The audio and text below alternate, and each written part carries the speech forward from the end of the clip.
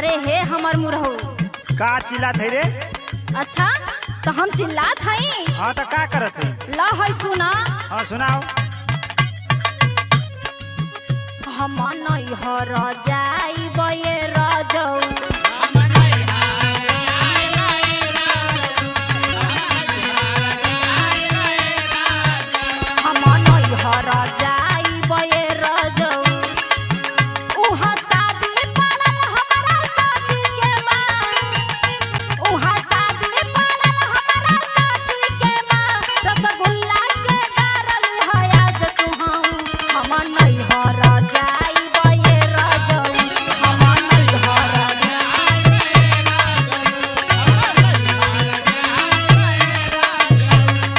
अच्छा तो तू नैहर जाइबी आ कटियवा के करी रे? अच्छा तो हम कटिया कटाए वाली लोग के बन का। हाँ तो का करे आइले? चला पहले हमके नैहर पहुंचा दो। अच्छा अच्छा आके मिल के तक काटल जाई धान। बड़ा मिल के चल लही काटे। अच्छा सुन सुनावा। रहू कल से नहीं त कुटाए जाइबी।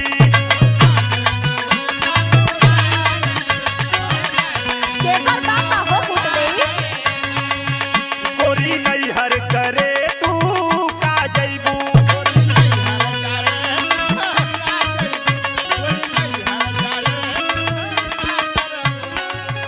गोरी नैहर करे तू का जाइबू। गोरी नैहर करे तू का जाइबू। नाही कटनी होई त सुन ला गोरी नैहरवा से आके का खइबू। गोरी नैहर करे तू का जाइबू।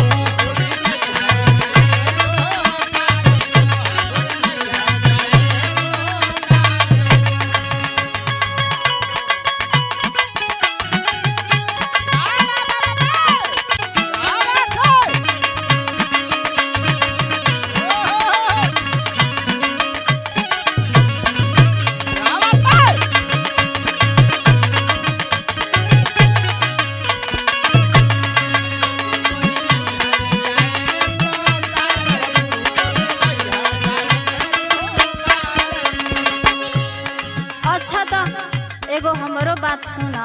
हाँ सुना तो सुनत सुनत सरवा कान है बहिर हो गल। सुनाई ले। ला सुना। सदिया में जाई बना तो कसम टूट जाई।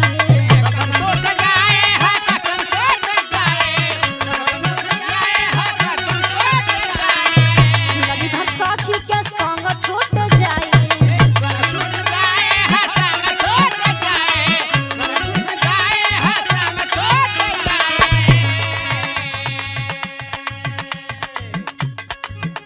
के चला पियाला अपना ससुराल में।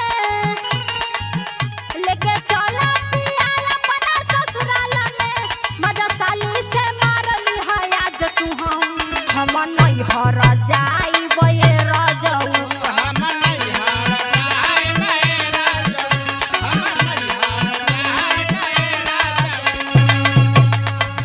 अच्छा ठीक बा जब चल ही कहत है तो रुक जो एगो तनी लुग्गा उग्गा ले आई दुकान से तनी पान उन खाए आई।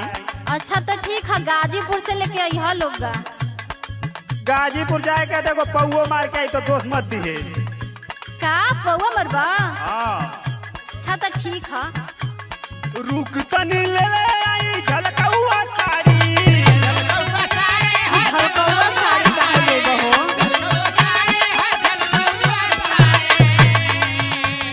ससुराल चलल जाई के बैलगाड़ी। बैलगाड़ी से चलल जाई? अरे दादा भोले बाबा वही से चलना। अरे कहिया ले पहुंचल जाई हो? आज मजा लावे के ससुरारी में हम। आज मजा लावे के ससुरारी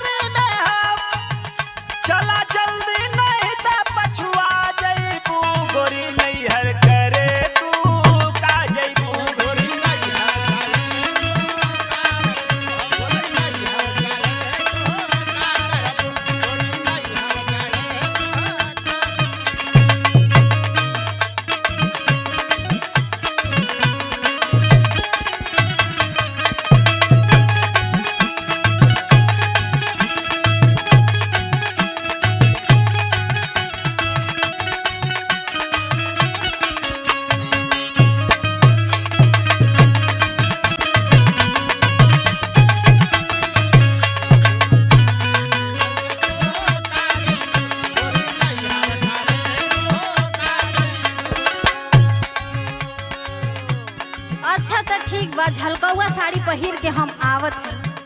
अच्छा ठीक बा, तनी जल्दिए रह। आवतनी पहिरी के झलकौआ साड़ी